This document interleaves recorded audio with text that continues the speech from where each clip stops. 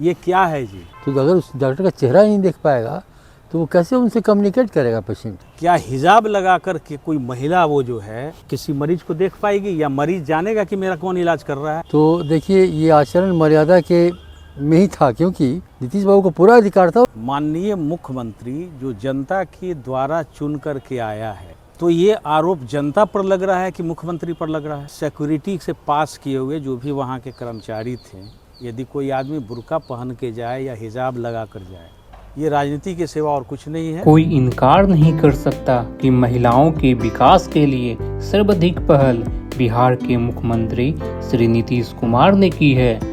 आज यह समझ में नहीं आ रहा है कि सबका साथ सबका विकास के तहत महिलाओं के एक समुदाय विशेष को विकास से वंचित करने की कुचेष्टा क्यों हो रही है? क्या राजनीतिक लाभ के लिए महिला हितों की अनदेखी की जा रही है? पिछले दिनों आयुष चिकित्सकों की नियुक्ति पत्र वितरण समारोह में मुख्यमंत्री श्री नीतीश कुमार के द्वारा एक महिला चिकित्सक नुसरत परवीन के चेहरे से हिजाब हटाकर आत्मीयता प्रकट करना विवाद का विषय बन गया है। धार्मिक स्वतंत्रता एवं व्यक्तिगत गरिमा के बहाने कैसी राजनीति हो रही है? आखिर कुछ लोगों के लिए संविधान का अनुच्छेद 21 और 25 किस दिन काम आएगा? क्या राजनीति अब महिलाओं के विकास की कीमत चुकाकर होगी? सोचने का विषय है। किसकी प्रेरणा से नुसरत परवीन नौकरी छोड़ रही है और वह क्यों बिहार से बाहर चली गई? नुसरत परवीन को बुरा क्यों लगा? लोग एक दूसरे को समझते नहीं और कुछ लोग उन्हें समझाते नहीं। आइए समझिए लोग क्या समझते हैं। नीतीश बाबू ने जो हटाया वो बुर्का नहीं, हिजाब था।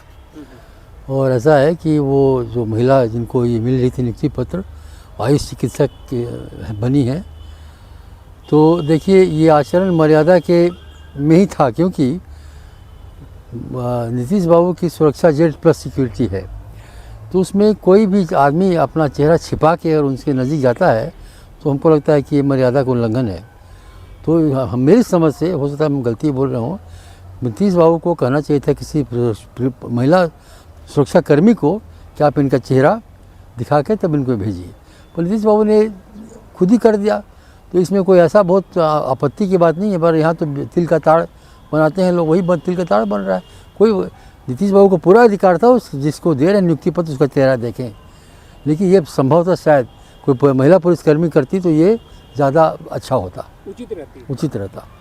लेकिन और इसमें जो पहलू अभी देख रहे हैं कि यूट्यूब पे अपना लोग राय दे रहे हैं, विभिन्न राय दे रहे हैं कि हमारे नीतीश बाबू का मानसिक स्थिति सही नहीं है, ये सारा बिल्डअप किया जा रहा है। तो उसको क्या राजनीतिक देखते हैं या फिर इस पे क्या आपकी राय है सर? देखिए, खाली दिमाग शैतान का, मुद्दों की तलाश। हमारे यहाँ बात को बतंगड़ बनाना आम बात हो गई है। पहला आरोप तो ये है, जो लंबे समय से अभी जो चुनाव संपन्न हुआ है, इसके पहले से लगाया जा रहा है कि हमारे माननीय मुख्यमंत्री नीतीश जी का मानसिक स्वास्थ्य ठीक नहीं है। अब आप सोचिए कि एक माननीय मुख्यमंत्री जो जनता के द्वारा चुन कर के आया है, तो ये आरोप जनता पर लग रहा है कि मुख्यमंत्री पर लग रहा है? ये जनता पे लगाया जा रहा है। जिसने चुन कर भेजा, प्रतिनिधि यदि मानसिक रूप से अस्वस्थ हैं, तो ये आरोप किस पर जा रहा है? जनता पे, बिहार की पूरी जनता पे जा रहा है। पूरी जनता को आप मानसिक स्वास्थ्य पर आप सवाल उठा रहे हैं। तो ये एक फैशन हो गया है और इसमें कोई भी बुराई नहीं है। सर्वप्रथम तो उस महिला को बिना सिक्योरिटी से पास किए हुए जो भी वहाँ के कर्मचारी थे, यदि कोई आदमी बुर्का पहन के जाए या हिजाब लगा कर जाए, तो ये सुरक्षा के ख्याल से भी किसी भी मुख्यमंत्री के लिए सही नहीं है। अब रह गई बात कि नीतीश जी ने स्वयं ही हटा दिया। तो इसके दो पक्ष हो सकते हैं। पहली बात कि जनता से वो इतने करीब हैं कि एक परिवार की तरह अपने नागरिकों को समझते हैं, यह भी हो सकता है। उन्होंने कोई भेदभाव नहीं किया, लगा कि जैसे मैं परिवार का कोई सदस्य हूँ। एक माननीय मुख्यमंत्री के तौर पर नहीं लें तो वो एक पिता के सदृश भी वहाँ है, उसके समान उन्होंने ऐसा व्यवहार किया, एक भाई के समान किया, कुछ भी मान सकते हैं। तो ये तो उनकी जनता के आत्मीयता को प्रदर्शित कर रहा है। इस बात को बतंगर बनाना कि ये गलत किया, एक रिवाज के प्रति जो है अपमान है या उसके प्रति जो है असम्मान है। सम्मान है, लेकिन कहा जा रहा है कि ये आरएसएस के रंग में रंग चुके हैं नीतीश कुमार, ऐसा कुछ लगता है? ये तो अपने मन में है। वो सावन का जो अंधा होता है उसको सब हरा हरा ही हमेशा नज़र आता है सालों भर। तो ये आपके मन में द्वेष है, आपके मन में ऐसी भावना आ रही है, वहाँ कतई ये नहीं था। पहली बात तो कि सुरक्षा के ख्याल से भी एक हिजाब लगा के महिला नहीं जा सकती है।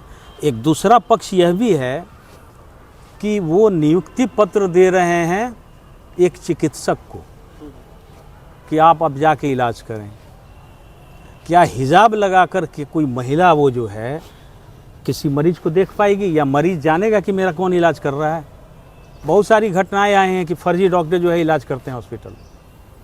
तो उसमें तो एक मैसेज था माननीय मुख्यमंत्री का कि इसकी आवश्यकता अब नहीं है, आप आइए, समाज में आगे बढ़िए, पुरुषों के कंधे से कंधा मिलाकर चलिए, और जो नॉर्म्स हैं किसी भी पेशा का उसका तो पालन होना ही चाहिए। अब व्यक्तिगत रूप से हटा देना, इसको लेकर के यदि कोई आलोचना होती है तो ये निश्चित रूप से विद्वेष की भावना से की जा रही है। तो ये सिर्फ और सिर्फ ये राजनीति है, इसके अलावा कुछ नहीं? जी नहीं, ये राजनीति के सिवा और कुछ नहीं है। आपसे सवाल रहेगी, क्या डॉक्टर लोग को बुर्का पहन के, हिजाब पहनकर प्रैक्टिस करना चाहिए या फिर नहीं करना चाहिए? देखिए, मैं तो डॉक्टर हूँ, मैंने चिकित्सा विभाग में काम किया, मैं प्रोफेसर था कई मेडिकल कॉलेजों में। वहाँ भी हम लोग के यहाँ महिलाएं बुर्का या हिजाब में आती थी, पर चेहरा नहीं ढकती हैं। उनका हिजाब पहना ऐसा होता है कि चेहरा उनका साफ साफ दिखता है, क्योंकि कोई भी मरीज़ किसी को दिखाने किसी को जाएगा तो अगर उस डॉक्टर का चेहरा ही नहीं देख पाएगा तो वो कैसे उनसे कम्युनिकेट करेगा पेशेंट? तो उसको कुछ बतानी अपनी बात तो उनका चेहरा तो दिखे डॉक्टर का।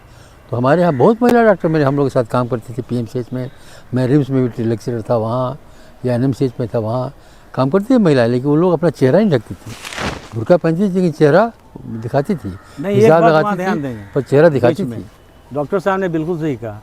एक बात आप ध्यान देंगे, माननीय मुख्यमंत्री ने क्या पूछा, ये क्या है जी? उनका ये एग्जैक्ट यही वर्ड था कि ये क्या है जी? तात्पर्य समझिए क्या था कि आप जो काम करने जा रही हैं इसमें ये प्रासंगिक नहीं है, उपयुक्त नहीं है। तो उनमें उनकी भावना तो स्पष्ट है कि आप जो है डॉक्टर के हैसियत से काम करने जा रही हैं, इसकी आवश्यकता यहाँ नहीं है। इसीलिए उन्होंने पर्सनली ये उसको जो है हिजाब को जो है थोड़ा नीचे कर दिया कि आपका चेहरा स्पष्ट हो जाए, आपकी क्या जिम्मेवारी जा रही है। तो माननीय मुख्यमंत्री ने तो जिम्मेवारी का एहसास कराया है कि आपकी अब जिम्मेवारी बदल गई है, घर से बाहर निकलिए और अपना पेशा संभालिए, पेशा कीजिए। तो यही सब चर्चा रहा। आपका क्या राय है इस पर? अपना राय दे सकते हैं, कमेंट के माध्यम से जुड़ सकते हैं, कमेंट कर सकते हैं, और हमारी चर्चा यूँ ही जारी रहे। जी, अपनों में शेयर जरूर करें। बहुत बहुत धन्यवाद।